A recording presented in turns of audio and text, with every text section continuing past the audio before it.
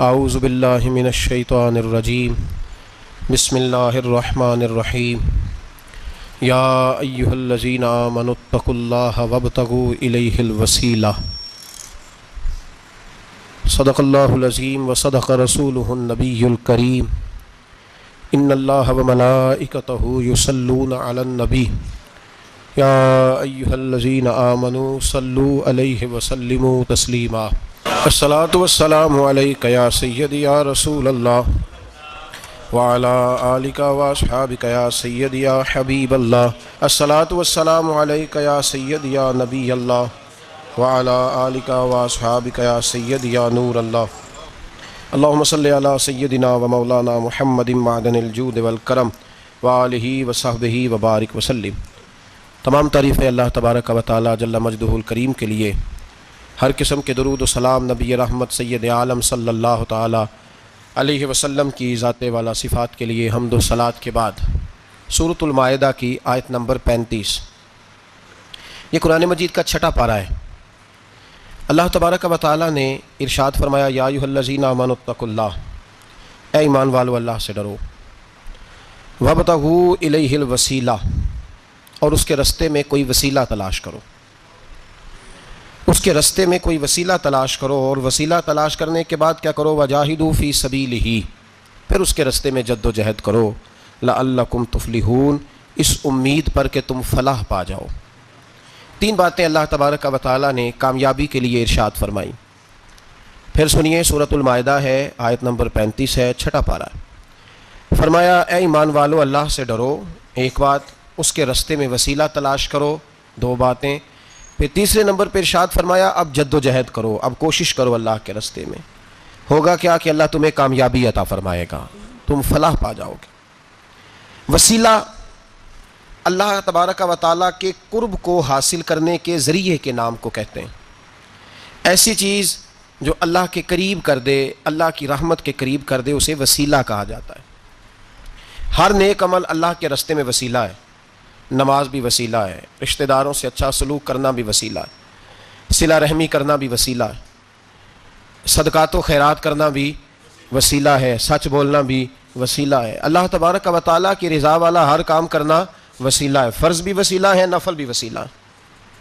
اگر اعمال اللہ کی بارگاہ میں وسیلہ ہیں تو اللہ کے اولیاء بھی اللہ کی طرف وسیلہ ہیں، اہل بیت بھی وسیلہ ہیں، صحابہ بھی وسیلہ ہیں، اور رب کریم کی بارگاہ میں سب سے بڑا وسیلہ رسول پاک کی ذات والا صفات ہے۔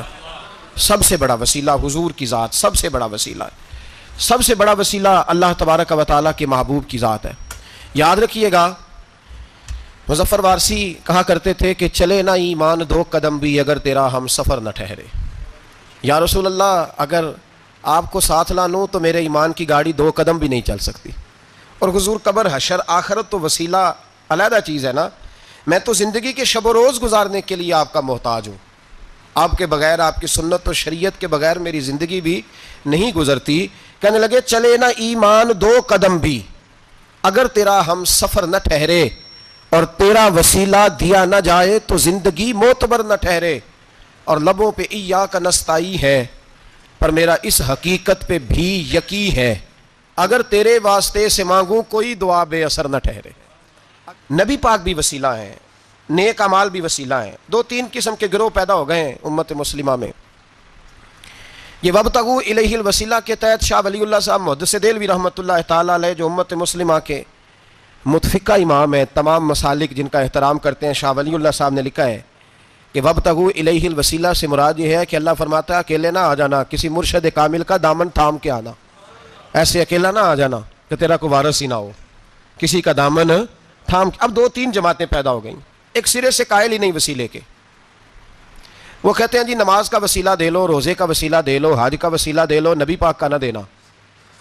وہ خدا کے بندو، نماز کا وسیلہ دینا درست ہے، میں نے شروع میں کہا کہ یہ بھی وسیلہ ہے، لیکن نماز پتہ نہیں قبول ہے کہ نہیں قبول۔ روزے کا وسیلہ دینا درست ہے، پر پتہ نہیں وہ قبول ہے کہ نہیں۔ حج کا وسیلہ دینا حرج نہیں، دینا چاہیے، لیکن پتہ نہیں ہمارے حج ٹوٹے پھوٹے ہیں، قبول ہیں کہ اس رسول کا وسیلہ کیوں نہ دیں جو ہر حال میں اللہ کی بارگاہ میں قبول ہی ہیں، ہر حال میں اللہ کی بارگاہ میں۔ بلکہ اعلیٰ حضرت فرماتے ہیں با خدا خدا کا یہی ہے در، نہیں اور کوئی مفر مکر جو وہاں سے ہو یہیں آ کے ہو، جو یہاں نہیں تو وہاں نہیں۔ تو یاد رکھیے گا نبی پاک کا وسیلہ سب سے معتبر وسیلہ ہے۔ اب لوگ اس جھگڑے میں پڑ گئے اور جتنی جتنی تعلیم عام ہوتی جاتی ہے لوگ دروازے رسول سے دور ہوتے چلے جا رہے ہیں، بجائے اس کے کہ محبت رسول بڑھتی، نبی پاک کا قرب بڑھتا، اور ہم بھی بادشاہ لوگ ہیں، جس مرضی کی بات ہم سننی شروع کر دیتے ہیں۔ اور خدا کے بندو سنو، زندگی نبی پاک کے بغیر نہیں گزر رہی تو قبر حشر میں حضور کے بغیر کامیابی کیسے ہوگی؟ یاد رکھیں اور سمجھیں اس بات کو، اور اپنے عقیدے کو پہاڑ سے زیادہ تگڑا بنائیں۔ اس میں کوئی شک نہیں کہ نیک اعمال بھی وسیلہ ہیں، پر بھائی مجھے تو اپنی نماز پر اعتبار نہیں، اس لیے کہ میں خلوص سے پڑھتا ہی نہیں۔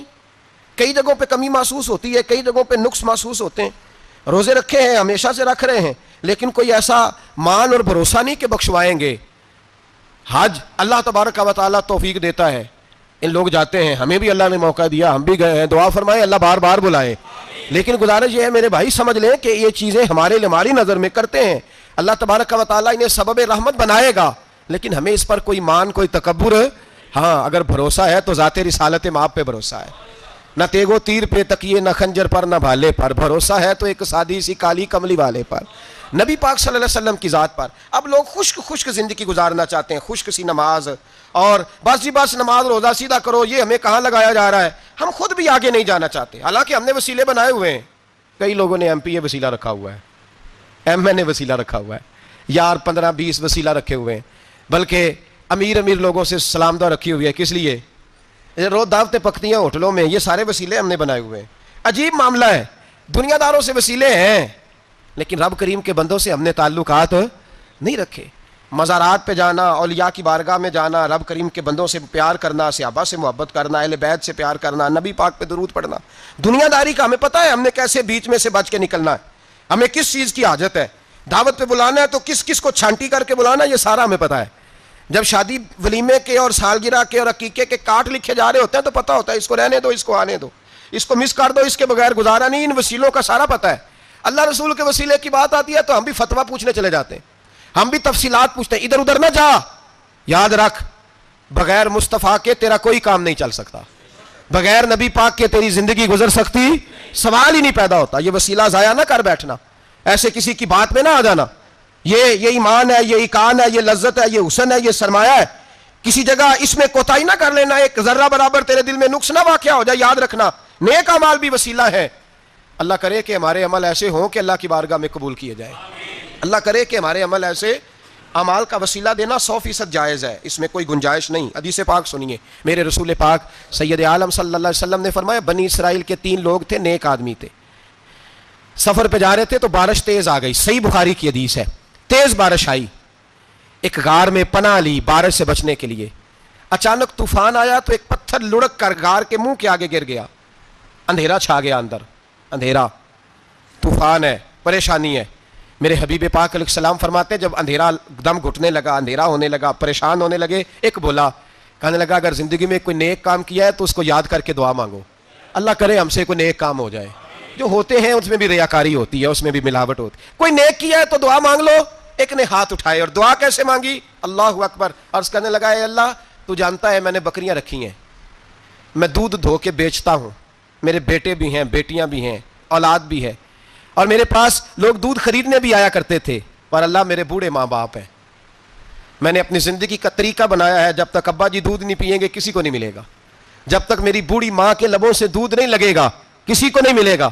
اے اللہ وہ رات بھی تو جانتا ہوگا جب میں دیر سے آیا، دودھ دھویا تو ماں باپ سو چکے تھے، عرش کے مالک تو بھولا نہیں کرتا، تو بھولنے سے پاک ہے، میرے رب میں دودھ کا پیالہ لے کے ساری رات کھڑا رہا ماں باپ کے سرانے، نہ میں نے دودھ بیچا نہ میں نے بچوں کو دیا، آدھی رات کے بعد ان کی آنکھ کھلی، انہوں نے دودھ پیا، اے اللہ میری اماں بھی مجھ سے بڑی راضی ہوئی، میرا باپ بھی بڑا راضی ہوا، مالک اگر وہ عمل واقعی تجھے قبول ہے تو اس مصیبت سے نجات دے دے۔ میرے نبی پاک علیہ السلام فرماتے اس نے یہ وسیلہ دے کے دعا مانگی تو اللہ نے پتھر سرکا دیا، پہلے روشنی نہیں آ رہی تھی اب روشنی آنی شروع ہو گئی۔ پتہ چلا جو زندگی میں روشنی چاہتا ہے وہ ماں باپ کی نوکری کرے، جو زندگی میں روشنی چاہتا ہے وہ ماں باپ کی بلے شاہ تو آسمانی اڈدیاں پھڑنا ہے، اور جڑا گھر بیٹھا انہوں پھڑیا ہی نہیں، ان کی نوکری کرو روشنی ملے گی۔ دوسرا بولا، اس نے کہا اے اللہ تجھے پتہ ہے میں نے کئی لوگ مزدوری پہ رکھے ہوئے ہیں، ایک شخص مزدوری کرتا تھا تو کچھ کلو کچھ سیر چاول کچھ چاول اس کی مزدوری بنے. مثال دے کے سمجھاتا ہوں, 10,000 کے چاول اس کی مزدوری بن گئے. میں نے اس کو کہا مزدوری لے لے, تو وہ ناراض ہو کے چلا گیا ناراض ہو کے. لیکن اے اللہ میں نے اس کا مال کھایا نہیں, میں نے مزدور کا حق رکھا نہیں. اے اللہ میں نے 10,000 علیحدہ کر دیا, وہ چاولوں کی قیمت میں نے علیحدہ کر دی. جب میں کاروبار کرتا تو میں نے اس کا پیسہ انویسٹ کر لیا, پھر اس پیسے سے میں کماتا رہا. ایک وقت آیا کہ زمانے بیت گئے, وہ 10,000 10 لاکھ یا یوں سمجھ لے 10 کروڑ ہو گیا. کئی گائیں, کئی اونٹ, کئی پلاٹ آ گئے. اے اللہ کئی زمانے کے بعد وہ مزدور لوٹا اور کہنے لگا صاحب میں غریب ہو گیا ہوں, تنگ دستی آ گئی ہے, بوڑھا ہو گیا, وہ میرے پیسے تو دے دیں. تم اے اللہ میں بے ایمان نہیں ہوا, ایک رتی برابر بھی میرے دل میں میل نہیں آئی. میں نے کہا یہ اتنی درجن گائیں تیری, یہ اونٹ تیرے, یہ پلاٹ تیرے. وہ کہنے لگا تو مجھ سے مذاق کرتا ہے, میرے تو تھوڑے سے چاول تھے, یوں سمجھ لے 10,000 کا اور اتنا کچھ. میں نے کہا وہ تیرے پیسے, تو ناراض ہو کے چلا گیا, میں نے ڈھونڈا تو ملا نہیں. وہ تیرے پیسے میں نے انویسٹ کیے تو آج یہ سارا سرمایہ اسی کا ہے. اے اللہ وہ بوڑھا مزدور جب اتنی گائیں ملی, اتنے اونٹ ملے, اتنے اسے پلاٹ ملے, تو وہ روتا دعائیں دیتا گیا, اے اللہ اگر تجھے میرا وہ عمل قابل قبول ہے تو اس مصیبت سے نجات عطا فرما. میرے نبی پاک سید عالم صلی اللہ علیہ وسلم فرماتے پتھر تھوڑا اور ہٹ گیا. اب تیسرا بولا عمل کا وسیلہ دے کے, او بھائی کوئی عمل بچا کے رکھ, کچھ کر لے, کچھ زندگی میں اکٹھا کر لے. کوئی تو ایسا عمل ہو جب قیامت آئے تو مصیبت سے بچ سکے, تو قبر میں مصیبت سے بچ سکے, تو دنیا میں مصیبت سے بچ سکے. میرے رسول پاک سید عالم صلی اللہ علیہ وسلم فرماتے تیسرا بولا, کہنے لگا اے اللہ تو جانتا ہے میں جوان, میں رانا, میں حسین, مجھے عورتیں دعوت دیتی تھی, اپنی طرف مائل کرتی تھیں, لیکن میں کسی پر نہ دیکھتا. بس ایک چچا کی بیٹی پہ میں عاشق ہو گیا, اس کے میں قریب جانے لگا, بلانے لگا, 100 دینار بھی اکٹھے کیے اس کو دینے کے لیے. ایک ایسا وقت آیا کہ وہ راضی بھی ہو گئی. اے اللہ تنہائی بھی آ گئی. یوں سمجھ لو کہ میں جوان بھی, حسین بھی, مالدار بھی, میں چاہوں تو ایک ایک دن میں 4 دفعہ میں بدکاری کر سکتا تھا. اے اللہ ساری خوبیاں تھیں. وہ بی بی میرے پاس آئی, کمرہ, تنہائی, کوئی دیکھنے والا نہیں تھا. جب میں اس کے قریب جانے لگا تو وہ عورت کہنے لگی تو رب سے ڈر جا, رب سے ڈر جا, رب سے ڈر جا. اے اللہ طاقت بھی, جوانی بھی, حسن بھی, مال بھی, میں سب کچھ کر سکتا تھا پر تیری لیے. اور اگر مسلمان ہوگا تو کہے گا اے اللہ تیرے رسول کے لیے, اے اللہ مدینے والے چاند کی بات مان کے, اے اللہ آمینہ کے معصوم کی بات مان کے, اے اللہ جناب فاطمہ الزہرا کے ابا کی بات مان کے میں نے اپنے نفس کی خواہش کو کچلا, اور کچل کر کے میں نے وہ گناہ نہیں کیا, اس کو آزاد کر دیا. اگر وہ عمل تیری بارگاہ میں قبول ہے تو نجات دے دے. میرے نبی پاک فرماتے ہیں بس دعا ختم ہوئی تو اللہ نے پہاڑ دور پھینک دیا, اللہ نے نجات دے دی. اللہ کرے میری ملت کے جوان کو بھی یہ نیکی نصیب ہو جائے, اللہ کرے ماں باپ کی خدمت کرنے والے بن جائیں, اللہ کرے ہم مزدوروں کا حق دینے والے بن جائیں, اللہ کرے ہم بے ایمانی دھوکے بازی کو چھوڑ دیں.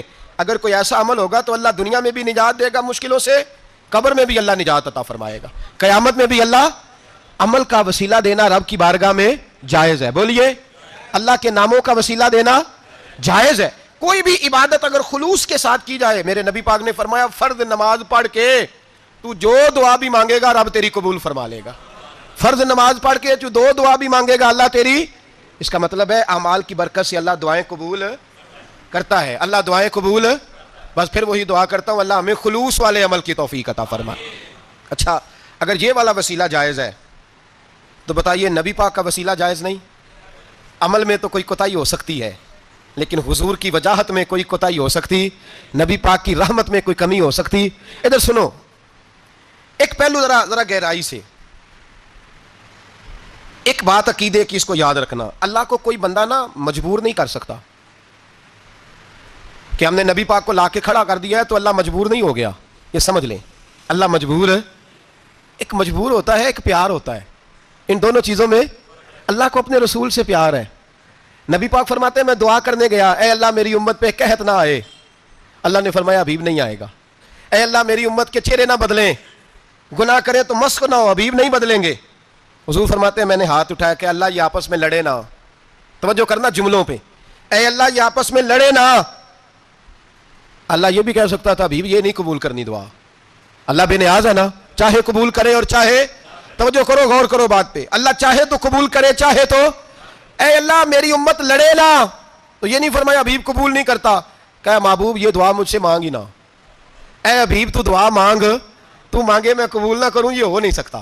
اس طرح کر یہ دعا مجھ سے نبی پاک نے منافقین کے لیے دعا کرنی چاہیے کہ اے اللہ، اے مولا تو مہربانی فرما، اے اللہ کرم فرما، منافقین کو بھی بخش دے. تو میرے رسول پاک علیہ السلام فرماتے ہیں رب کریم نے مجھے منع کیا، اے محبوب یہ والی دعا، یہ دعا ہی نہ مانگ. یہ دعا اللہ کو کوئی مجبور کر سکتا، لیکن اگر اللہ پیار کرے تو بھائی دنیا داری کا چودھری صاحب کا، مولوی صاحب کا، پیر صاحب کا ایک عام مشہور مقولہ ہے، فلاں بندہ آ گیا تھا، اس کو میں انکار نہیں کر سکتا تھا. کیوں جی؟ وہ بندوق لے کے آیا تھا، کر دینا تھا انکار. فلاں آدمی آ گیا تھا، پھر میں اس کو انکار، اور فلاں بندے کو ساتھ لے آیا تھا، اس کو انکار ہو سکتا؟ کیوں جی؟ دو باتیں ہوتی ہیں، یا پیار بڑا ہے یا عزت بڑی ہے. دو ہی باتیں ہیں، یا میں اس سے پیار بڑا کرتا ہوں یا میں اس کی. اللہ اپنے نبی سے پیار بھی بڑا کرتا ہے اور اپنے نبی کی عزت بھی بڑی فرماتا ہے. بس یہ سمجھ لے بات. وسیلے کا معنی یہ ہے کہ اللہ اپنے نبی سے پیار کرتا ہے، اپنے محبوب کو اللہ بڑی عزت عطا فرماتا ہے. نبی پاک سید عالم صلی اللہ علیہ وسلم کے وسیلے کا یہ حال تھا کہ صحابہ ہر کام کے لیے دروازہ رسول پہ پہنچ جاتے تھے. پیاس لگی تو حضور کے پاس، بھوک لگی تو نبی پاک کے پاس، حضرت ابو ہریرہ کو حافظہ چاہیے تو نبی پاک کے پاس، کسی کو اولاد کی ضرورت ہے تو وہ رسول پاک کے پاس، کسی کو طاقت کی ضرورت ہے تو وہ بھی نبی پاک کے پاس. ہر آدمی جاتا تھا، انہیں پتا تھا دیتا خدا ہی ہے، پر وسیلہ مصطفیٰ دیتا ہے صلی اللہ علیہ. اور حضور نے فرمایا انما انا قاسم، بخاری مسلم ہے، فرمایا میں تو بانٹنے والا ہوں، میں قاسم ہوں واللہ یؤتی، ہاں عطا کرنے والا اللہ ہے، میں قاسم ہوں اور دینے والا اللہ ہے. صحابہ ہمیشہ نبی پاک کے واسطے سے دعا مانگتے، انہیں پتا تھا اگر تیرے واسطے سے مانگوں تو کوئی دعا بے اثر نہ ٹھہرے. ترمذی شریف، ابن ماجہ، دیگر تمام کتب میں امام احمد نے اپنی مسند میں نقل کیا. حضرت عثمان ابن حنیف کہتے ہیں میں نبی پاک کے پاس بیٹھا تھا تو ایک نابینا صحابی آئے، عرض کرنے لگے یا رسول اللہ صلی اللہ علیہ وسلم میں نابینا ہوں، میرے لیے دعا کریں، اللہ مجھے آنکھیں عطا فرمائے، دعا کریں. اب حضور نے پتہ کیا کہا؟ نبی پاک نے فرمایا دو باتیں، یا تو صبر کر لے یا میں دعا کر دیتا ہوں. صبر کرے گا تو اللہ جنت دے گا، یا تو صبر کر لے یا میں. صحابی بڑے پیارے تھے، کہنے لگے یا رسول اللہ جنت تو اللہ اپنے فضل سے دے گا ہی، میں نے نہیں صبر کرنا، مجھے آنکھیں چاہیے. اور پھر یہاں آ کے صبر کروں، عین خزانے کے پاس جا کے صبر کروں؟ حضور میں نہیں صبر کرتا، آپ دعا کریں. نبی پاک نے دعا سکھائی، فرمایا 2 نفل پڑھ جا کے اور 2 نفل پڑھ کے میرے وسیلے سے دعا کر. کیا کر؟ اللہ سے کہہ کہ اللہ میں تیرے پاس تیرے رسول کا وسیلہ لے کے آیا ہوں. اور پھر کہنا یا محمد انی توجہت الیک، کہنا ہے محمد صلی اللہ علیہ وسلم میں آپ کے وسیلے سے اللہ کی بارگاہ میں حاضر ہوں. اور پھر اللہ سے کہنا کہ اے اللہ تو اپنے نبی کی سفارش میرے حق میں قبول فرما. کون سکھا رہا ہے؟ بولیے کس کو؟ بولیے. کہا جا میرے وسیلے سے جا کے دعا کر. حضرت عثمان کہتے ہیں وہ چلے گئے، 2 نفل پڑھے، حضور کے وسیلے سے دعا مانگی. فرماتے ہیں وہ چلے گئے پر ہم کوئی نہیں گئے. آپ کیوں نہیں گئے؟ تو صحابہ کا نظریہ بتاتا ہے کہ وہ گئے اس لیے نہیں کہ ہم حضور کا معجزہ دیکھ کے جائیں گے. کہتے ہیں ہم گئے نہیں. تھوڑی دیر گزری تو وہ صحابی جو اندھے گئے تھے جب واپس آئے ہیں تو اللہ نے انہیں آنکھیں عطا فرما دی. گئے تھے تو نابینا تھے، آئے تو بینا ہے. میرے نبی پاک صلی اللہ علیہ وسلم کا توسل، حضور کا وسیلہ خود حضور نے سکھایا ہے، خود نبی پاک نے. اور صحابہ کرام علیہم رضوان اس مزاج پر پورے عامل تھے. حضرت عمر فاروق صحابہ میں ایک دانشور شخصیت کا نام ہے، علم کے لحاظ سے، عمل کے لحاظ سے، بصیرت کے لحاظ سے، تقوی کے لحاظ، ایک بڑی انفرادی اور منفرد شخصیت ہے. حضرت عمر کے زمانے میں قحط پڑ گیا، بارش نہیں ہوتی، حالات بڑے دگرگوں ہیں، پریشانی ہے. لوگ سیدنا فاروق اعظم سے پوچھتے ہیں حضور اب کیا بنے گا؟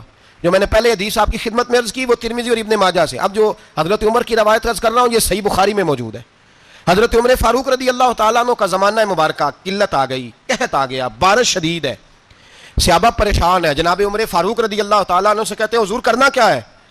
حضرت عمر پہلے تو خاموش رہے، پھر حضور کے چچا جناب عباس کو بلایا، کوئی بات نہیں کی، جناب عباس کا بازو پکڑا اور کھلے میدان میں لے گئے. حضرت عمر دعا کرتے ہیں اور پوری امت کو دعا کا طریقہ بتلاتے ہیں. حضرت عمر کہتے ہیں اگر قبول کرانی ہے تو یہ طریقہ اختیار کرو، اگر اللہ کی بارگاہ میں دعاؤں کو مستجاب کرانا ہے تو یہ رنگ ہے جو امت مسلمہ کو میں سکھا رہا ہوں. حضرت عمر نے جناب سیدنا عباس رضی اللہ تعالیٰ عنہ کو کھڑا کیا سامنے اور دعا فرمائی، اللہم انا نتوسل الیک بنبیک، اے اللہ ہم تیری بارگاہ میں تیرے نبی کے وسیلے سے دعا کرتے ہیں، فتسقینا ہمیں بارش عطا فرما. ہمیں کس کے وسیلے سے؟ حضور. اور پھر کہا اللہم انا نتوسلک بام نبیک، اے اللہ ہم نے اپنے نبی کے چچا کے وسیلے سے بارش عطا فرما. اے اللہ ہمیں اپنے رسول کے چچا کے وسیلے سے، حضرت عباس کے وسیلے سے بارش دے۔ صحابہ کہتے ہیں جب ہم گئے تھے دعا مانگنے تو خشک سالی تھی، اور جب گھروں کو آ رہے تھے تو ہمارے کپڑے بارش سے بھیگ چکے تھے۔ اللہ نے بارش عطا کس کے وسیلے سے؟ حضرت عباس۔ اچھا یہ بات یہاں قابل غور ہے، حضرت عمر کے وسیلے سے بھی دعا ہو سکتی ہے، دعا سیدنا عمر فاروق کے وسیلے سے بھی، لیکن حضرت عمر رضی اللہ تعالیٰ عنہ نے نبی پاک کے چچا، چونکہ حضرت عباس جب آیا کرتے تھے تو حضور کھڑے ہو کے استقبال فرماتے تھے آپ کو دیکھتا ہوں تو مجھے اپنے والد کی یاد آتی ہے۔ حضرت سیدنا عمر نے بتلایا کہ میں اس کو لے کے جا رہا ہوں جو نبی پاک کے زیادہ قریب ہے، جو حضور کے زیادہ قریب ہے، ان کے وسیلے سے دعا فرمائی۔ امت کو کیا درس دیا؟ فرمایا جو بھی حضور کے قریب ہو اس کے وسیلے سے دعا کرو، اللہ تمہیں آسانیاں نصیب فرمائے گا۔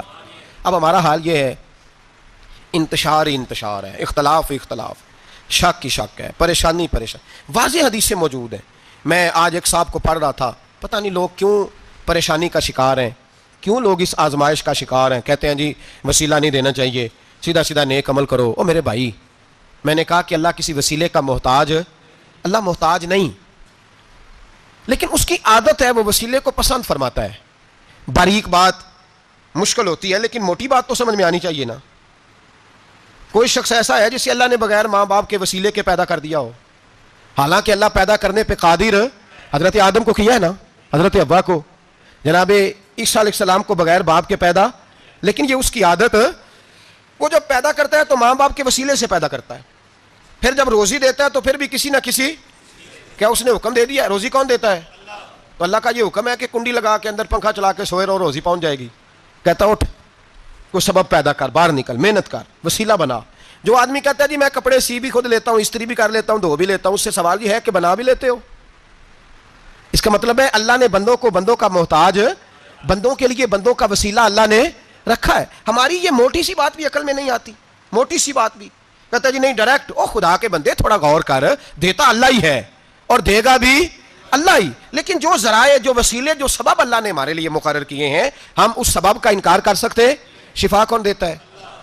دوائی لینے کس کے پاس جاتے ہو؟ تو آپ اس طرح کریں نا، چپ کر کے گھر بیٹھیں، تسبیح پڑھیں، یا شافی الامراض، یا شافی الامراض، او شفا دینے والے، او شفا دینے والے، سارا دن جی وظیفہ پڑھیں، شفا کون دے گا؟ تو وظیفہ پڑھو چپ کر کے، دوائی لینے کیوں گئے ہو؟ لیکن اللہ کے حبیب کا ہی فرمان ہے کہ بیمار ہو جاؤ تو دوائی بھی کھاؤ، پرہیز بھی کرو۔ یہ سارے فرمان ہمیں بتاتے ہیں کہ وسیلہ لینا، وسیلہ دینا، یہ تو اللہ تبارک و تعالیٰ کا طریقہ مبارکہ ہے۔ لوگ اتنی سی بات کو نہیں سمجھتے، اور قرآن نے واضح طور پہ کہہ دیا وَابْتَغُوا إِلَيْهِ الْوَسِيلَةَ، اور سورہ بقرہ گھر جا کے کھولنا، آیت نمبر 99، 80 اور 9، 99 آیت پڑھنا۔ کفار نے، یہودیوں نے نبی پاک کی علامتیں پڑھ لی تھی تورات، زبور اور انجیل میں۔ اللہ کا قرآن کہتا ہے وَكَانُوا مِن قَبْلُ يَسْتَفْتِحُونَ عَلَى الَّذِينَ كَفَرُوا، فرمایا جب میرے نبی نہیں آئے تھے تو یہ یہودی میرے رسول کے وسیلے سے اللہ سے فتح مانگا کرتے تھے، اور جب یہ رسول کا وسیلہ دیتے تھے تو اللہ انہیں فتح عطا فرماتا تھا۔ امام حاکم نے مستدرک میں لکھا ہے، اور امام حاکم انہی شرطوں پر حدیثیں بیان کرتے ہیں جن شرطوں پر امام بخاری اور مسلم بیان کرتے ہیں۔ امام حاکم کہتے ہیں کہ نبی پاک صلی اللہ تعالی علیہ وآلہ وسلم کے وسیلے سے ہر چیز اللہ عطا کرتا ہے۔ جناب آدم علیہ السلام زمین پہ تشریف لائے تو 300 سال نگاہ اٹھا کے آسمان کی طرف نہیں دیکھا، شرم آتی ہے مجھ سے غلطی ہو گئی، اور پھر روتے رہے 300 سال۔ پھر اللہ فرماتے فَتَلَقَّىٰ آدَمُ مِن رَبِّهِ کلمات، پھر اللہ نے جناب آدم کو کچھ کلمے سکھائے جس کی برکت سے توبہ قبول کی۔ وہ کلمے کیا تھے؟ امام حاکم فرماتے ہیں وہ کلمے یہ تھے کہ جناب آدم کے دل میں اللہ نے ایک دن بات ڈالی، خود بات ڈالی اللہ نے دل میں۔ حضرت آدم کہنے لگے اے اللہ، جب میں نے آنکھ کھولی تھی تو جنت کے دروازے پہ میں نے لکھا ہوا دیکھا تھا لا الہ الا اللہ محمد رسول اللہ صلی اللہ علیہ، جنت کے ہر پتے پر، درخت پر میں نے لکھا دیکھا تھا لا الہ الا اللہ محمد رسول اللہ۔ تو جناب آدم کہنے لگے اے اللہ، وہ جو رسول جن کا نام تو نے جگہ جگہ لکھا ہے ان کے وسیلے سے ہی میری توبہ قبول فرما۔ تو رب کریم نے فرمایا اچھا حبیب کی بات کرتے ہو، چلو آدم فتاب علیہ انہ هو التواب الرحیم، جا میں نے تیری توبہ قبول کی، میں ہوئی بڑا مہربان، میں ہوئی بڑی توبہ قبول کرنے والا۔ شیخ سعدی فرمایا کرتے تھے اگر تیرے باپ کی توبہ، جناب آدم کی توبہ مصطفیٰ کے وسیلے سے قبول ہوتی ہے، تو کیوں انکاری ہو گیا ہے؟ تو کیوں انکاری ہو گیا؟ کیوں نہیں حضور کا وسیلہ مانگتا؟ میرے نبی پاک سید عالم صلی اللہ تعالی علیہ، لوگ بڑی ڈھٹائی سے انکار کرتے ہیں، بڑی دلیری سے انکار کرتے ہیں۔ او خدا کے بندو، یہ وسیلہ تو بڑا ضروری ہے، یہ وسیلہ تو بڑا قیمتی ہے۔ میرے نبی پاک صلی اللہ تعالیٰ علیہ وآلہ وسلم نے خود یہ وسیلہ سکھایا. صحابہ اس کے قائل تھے. حضرت عائشہ صدیقہ کے پاس لوگ آئے, آ کے عرض کیا, اے اماں جی بارش نہیں ہوتی, قحط پڑ گیا ہے. اس بات کو نا ذرا دل کی گہرائیوں سے سننا. مسجد نبوی ہے, مسجد نبوی کے ساتھ ادھر دیکھیے گا ذرا, یہ مسجد ہے, مسجد کے ساتھ حضور کی قبر ہے, ساتھ حضرت عائشہ کا حجرہ ہے. پہلے حضرت عائشہ, پھر حضور کا روزہ, پھر آگے بولتے جائیے آگے کیا ہے. چاہیے تھا نا سیدھے مسجد جاتے. حضرت عائشہ کے پاس آئے, توجہ کرنا میری بات. کہا اماں جی بارش نہیں ہوتی, کیا کریں؟ اماں جی نے مسجد نہیں بھیجا, کہنے لگی اس طرح کرو حضور کے دروازے پہ جاؤ اور جا کے نا نبی پاک جہاں دفن ہے وہاں تھوڑی سی نا جو حضور کے سر والی جگہ ہے نا قبر پہ, وہ چھت تھوڑی سی کھول دو, چھت کھول دو. صحابہ کہتے ہیں ہم گئے جہاں حضور کی قبر انور تھی, حضور آرام فرماتے, سرانے والی سائڈ سے تھوڑی سی چھت کھولی, ابھی کھولی تھی اللہ نے فوراً بارش عطا فرما دی. فوراً کہتے ہیں جب بارش ہوئی تو ہم مسجد میں شکرانے کے نفل پڑھنے چلے گئے حضرت عائشہ کے وسیلے پہ, روضہ رسول پہ. اور روضہ رسول کے وسیلے سے اللہ کی یہ طریقہ تو ہمیں صحابہ سکھا رہے ہیں. باخدا خدا کا یہی ہے در, نہیں اور کوئی مفر مکر, جو وہاں سے ہو یہیں آ کے ہو, جو یہاں نہیں تو وہاں نہیں. صحابہ تو دروازے رسول پہ جا رہے ہیں, ایک بار نہیں بار بار جا رہے ہیں, تو اکڑ کے پھر رہا ہے, اکڑ کے پھر رہا ہے. بڑی ضروری ہے یہ بات کرنی, بڑی ضروری, اور یہ بات آپ کے لیے سیکھنی. ذرا غور کریں, شیطان کی غلطی کیا ہے پتہ ہے آپ کو؟ اللہ کو نہیں مانتا تھا. شیطان کی غلطی کیا تھی بولیں؟ کس کو ہے؟ لا الہ الا اللہ کو نہیں مانتا تھا, اللہ کو نہیں مانتا تھا. نہیں تو پتہ نہیں نا اس گل کا. اور میں تمہیں اگر پوچھا نا اج دی خبر کی یہ تازی, تو تمہیں پتہ ہے, اور بھائی اس کو بھی سمجھیں, یہ عقیدہ ہے, یہ ایمان ہے, میری منت ہے, اس کو سمجھ لو, یہ کام آئے گا. آپ یہاں عجیب رٹا ہے, یہاں لوگ معاذ اللہ تبارک و تعالی اللہ کا نام لے کے در رسول سے دور کر رہے ہیں. بہت بڑا دھوکہ ہے, بہت بڑی زیادتی ہے, امت کے دلوں پر خنجر چلتا ہے. اور میرا تو کلیجہ پھٹتا ہے جب میں ایسی تحریریں پڑھتا اور سنتا. یار تو کیا بیان کر رہا ہے؟ ڈر اللہ سے مرنا نہیں, نبی پاک کو منہ نہیں دکھانا, تو کیا کر رہا ہے؟ بتا نا شیطان کی غلطی کیا تھی. وہ تو صاف ستھری بات کر رہا تھا, یا اللہ ایک نہیں تو لاکھ سجدہ کرا میں تجھے کرتا ہوں. اللہ نے فرمایا ادھر آنا, میرے میرے میرے محبوب کو سجدہ کر. کہنے لگا نہیں کرتا. فرمایا فخرج فانک رجیم, نکل جا تو لانتی ہے. جو حضرت آدم کو وسیلہ نہ مانے وہ لانتی ہے, اور جو روزہ رسول پہ کھڑا ہو کے کہے میں نبی کو وسیلہ نہیں مانتا, جو دروازے رسول پہ پہنچ کے کہے میں نبی پاک کو وسیلہ نہیں مانتا, جو مصطفیٰ کے وسیلہ ہونے کا انکار کرے, تو کہتا ہے کہ دنیا میں وسیلہ نہیں مانتا. اللہ تو قیامت کے دن بھی کہتا ہے جو مصطفیٰ کے پاس سے ہو کے آئیں گے میں بخش دوں گا. شفاعتی لعال الکبائر من امتی, حضور فرماتے ہیں موٹے موٹے گناہگار آتے جائیں گے, کالی کملی کے نیچے چھپاتا جاؤں گا, جنت میں بھیجتا جاؤں گا. وہاں قیامت میں تیری معافی نہیں ہو رہی, تو یہاں نہیں مان رہا. بریلی کے امام فرماتے ہیں آج لے ان کی پناہ, آج مدد مانگ ان سے, کل نہ مانیں گے قیامت میں اگر. اور دیکھ تو کہتا ہے میری نمازیں, میرے روزے, میری زکاتیں, میرا جہاد کام آئے گا. سن, حضرت عبد الرحمن ابن عوف صحابہ میں سے تگڑا آدمی, اتنا بڑا شخص, اتنا بڑا آدمی کہ جس کے پیچھے میرے رسول نے نماز ادا فرمائی ہے. اتنا بڑا شخص, ہر جہاد میں سب سے پہلے, سب سے امیر تھے, صدقات خیرات بڑھ بڑھ کے دیتے تھے, ساری نیکیاں ہیں. ایک بی بی نبی پاک کے لیے قمیض بنا کے لائی. ایک حدیث یہ ہے, یہ بخاری مسلم ہے, ایک حدیث یہ ہے کہ چادر بنا کے لائی, چادر بنا کے لائی, بڑے اچھے نگار نکالے, دروازہ رسول پہ آئی, حضور میری قبول کر لیں. نبی پاک نے چادر اوڑی, اگرچہ ان کا نام شارحین نے لکھا ہے, صحیح حدیث میں صرف ایک صحابی کے لفظ ہے. شارحین کہتے ہیں کہ وہ عبد الرحمن ابن عوف تھے. چلو یار کوئی اور بھی تھے تو صحابی تو تھے نا, صحابی سے زیادہ تو نیک عمل ہم نہیں نہ کر سکتے. وہ صحابی تھے, یہ حضرت عبد الرحمن ابن عوف تھے. آئے, آ کے کہنے لگے یا رسول اللہ بڑی پیاری لگ رہی ہے آپ کو چادر. حضور بنانے والے نے تو بڑی بنائی تھی, پر جب آپ پہ آئی ہے پھر تو نور نالا نور ہی ہو گئی ہے. حضور بڑی پیاری, کیا بات ہے, کیا بات ہے. مکھ چند بدر شاہ شانی ہے, متھے چمک دی لاٹ نورانی ہے, کالی زلف تے اکھ مستانی ہے, مخمور اکھی ہیں مد بھریاں. سبحان اللہ, سبحان اللہ, سبحان اللہ. ما اجمل کا, ما اکمل کا. اور جو آخر میں بات کی وہ بڑی بڑی منفرد ہے, کتھے مہر علی تے کتھے تیری ثنا, مشتاق اکھی کتھے جاڑیاں. پھر کہنے لگے کوئی مثل نہ ڈھولن دی, تو چپ کر مہر علی ایتھے جا نہیں بولن دی, تو چپ کر مہر علی ایتھے جا نہیں ہو. لم جاتی نظیر کا فی نظر مثلے, تو نشد پیدا جانا, ایتھے جا نہیں ہو بولن دی. جناب عبد الرحمن, حضور کیا بات ہے, والضحیٰ واللیل اذا سجا, حبیب کیا بات ہے. حضور نے فرمایا تجھے اچھی لگ رہی ہے؟ کہا حضور بڑی اچھی لگ رہی ہے, قربان جاؤں, کون دیتا ہے دینے کو منہ چاہیے, دینے والا ہے سچا ہمارا نبی. حضور نے فوراً چادر اتاری, کہا عبد الرحمن لے لو, دے کے حضور چلے گئے. صحابہ گرد کٹھے ہوئے, محفل کا رنگ ہی بدل گیا. تھوڑی دیر پہلے مسکراہٹ تھی, ایک صحابی غصے سے بولے, کہنے لگے عبد الرحمان یار تو تگڑا بندہ ہے, تو چاہے تو ابھی باہر جا کے 100 چادر اس طرح کی خریدے, حضور تو کسی کی قبول ہی نہیں کرتے, بڑی مشکل سے کسی کی چیز لیتے ہیں, غریب کا خیال رکھتے ہیں. حضور نے قبول کر لی تھی تو عجیب آدمی ہے, تو نے مانگ لی, یہ خیال نہیں آیا. پہلے مسکراہٹیں تھیں جب حضور اور جناب عبد الرحمان, اب سنجیدگی آئی. اب سنجیدگی کے فوراً بعد جب صحابی نے سوال کیا تو محفل میں آنسو آ گئے. حضرت عبد الرحمان رو پڑے, نمازیں بھی ہیں, جہاد بھی ہے, پر فخر نہیں کسی بات پہ, رو پڑے. کہنے لگے, او بیلیا تیرا کیا خیال ہے, میں نے اوڑھنے کے لیے لی ہے, پہننے کے لیے لی ہے؟ فرمانے لگے, نہیں, اللہ کی عزت کی قسم, میں نے تو اس لیے لی ہے جب مروں گا تو گھر والوں کو کہوں گا مجھے نبی پاک کی چادر میں کفن دینا. اٹھانا بخاری پڑھنا, حضور کی چادر میں کفن دینا, اس لیے کہ مجھے پتا ہے جب مصطفیٰ کی چادر اوڑھ کے جاؤں گا تو اللہ بے حساب ہی بخشش فرما دے گا. تو نبی پاک کے وسیلے کا قائل نہیں, یہاں چادر کی بات ہو رہی ہے.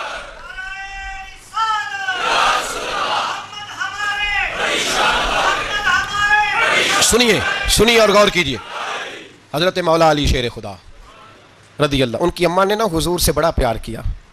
حضرت ابو طالب کے گھر میں نبی پاک نے پرورش پائی. ان کی والدہ حضرت علی کی والدہ جناب فاطمہ بنت اسد حضور سے بڑا پیار کرتی. صحابہ کہتے ہیں اس دن حضور بڑا روئے جس دن حضرت فاطمہ نے مدینے میں انتقال فرمایا. فاطمہ بنت اسد جناب علی کی والدہ فرماتے ہیں جب خبر ملی کہ حضرت علی کی والدہ وصال کر گئی تو حضور رونے لگے. فرمایا وہ علی کی نہیں, وہ تو میری ماں تھی, میری اماں تھی. امام ابو نعیم نے لکھا ہے, کہتے ہیں حضور نے فرمایا جب میری اماں کو غسل دینے لگو نا, کفن پہنانے سے پہلے مجھ سے پوچھ لینا. صحابہ کہتے ہیں کفن دینے سے پہلے عورتیں آئیں, حضور کیا کرنا ہے؟ نبی پاک اندر گئے, جو قمیض پہنی ہوئی تھی وہ اتار کے دی. فرمایا چٹے رنگ کا سفید رنگ کا کفن نہ دینا, میرا کرتا پہناؤ میری اماں کو. حضور نے کفن دیا. حضرت ابو ذر غفاری فرماتے ہیں جب جنازہ پڑھ لیا نا تو نبی پاک فرمانے لگے قبر صحیح بنائی ہے تم نے؟ حضور صحیح بنائی ہے. فرمایا نہیں, لگتا نہیں. فرماتے ہیں یہ کہتے کہتے میرے نبی قبر میں اتر گئے, میری آنکھیں برس پڑیں. میں نے کہا علی کی اماں رب تجھ سے کیا حساب لے گا, ساری رحمتیں تو پہلی تیری قبر میں آ گئی. عشق سرکار کی ایک شمع جلا لو دل میں, بعد مرنے کے قبر میں بھی اجالا ہوگا. نبی پاک قبر میں لیٹے پھر بیٹھے, فرمایا صحیح ہے قبر. پھر میرے نبی پاک نے دفن کیا ان کو, پھر دیر تک دعا کرتے رہے اور رو کے فرمانے لگے اے اللہ اپنے نبیوں کے وسیلے سے اور میرے وسیلے سے میری اماں کی قبر روشن کر دے. حضرت ابو ذر فرماتے ہیں کسی کا دل نہیں کرتا اس کی ماں مرے, آج میرا دل کرتا تھا کاش میری مر جاتی, یہ فضیلت میری اماں کو نصیب ہوتی. سیدنا ابو ذر فرماتے ہیں جب حضور رخصت ہونے لگے تو میں قریب گیا, میں نے کہا حبیبہ ذرا یہ رنگ مجھے بھی سمجھائیں. تو حضور نے فرمایا میں نے اپنا کرتا اس لیے پہنایا ہے کہ جب میرا کرتا فاطمہ بنت اسد کو پہنایا جائے گا تو اس کے توسل سے اللہ انہیں جنت کا جوڑا عطا فرمائے گا.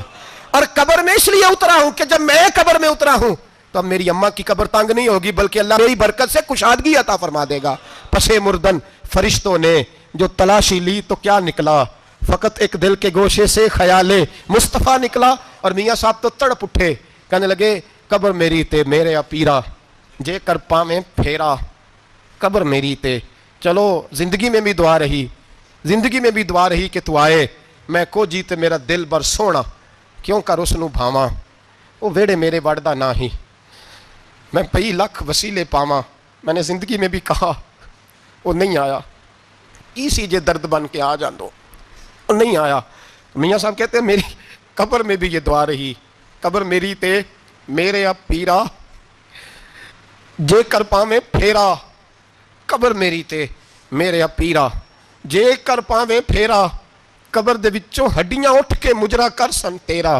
تو آ تو صحیح میرے رسول پاک سید عالم صلی اللہ علیہ وسلم خود قبر میں لیٹ گئے. او بھائی یہ وسیلہ اتنا پیارا, یہ وسیلہ. حضرت ابو ذر فرماتے ہیں دل کرتا تھا یہاں میری اماں ہوتی, اتنی کرم نوازیاں, اتنی بندہ نوازیاں, اتنی رحمتیں. حضور نے خود حضرت زینب نبی پاک کی صاحبزادی بڑی بیٹی کا وصال ہوا, حضور اس دن بھی بڑا روئے اور فرمایا جب میری بیٹی کو غسل دے لو تو پہلے مجھے بتانا, کفن نہ دینا. صحابہ کہتے ہیں حاضر ہوئے, یا رسول اللہ بی بی صاحبہ کو غسل دے لیا کیا کرنا ہے؟ تو حضور نے اس دن بھی کرتا اتار کے دیا, فرمایا میری قمیض میں میری. او بھائی یہ وسیلہ نہیں, یہ تجھے وسیلہ. ایک صحابی حضرت ابو معذورہ, شریعت میں کندھے تک بال رکھنا جائز ہے. اس صحابی کے اتنے لمبے بال تھے کہ جب وہ بیٹھتے تھے تو نیچے دب جاتے تھے. لوگوں نے منع کیا کٹواتا کیوں نہیں؟ فرمانے لگے نہیں کٹوانے. کہا کیوں؟ فرمانے لگے قبر میں لے کے جانے, قبر میں. کہا کیوں؟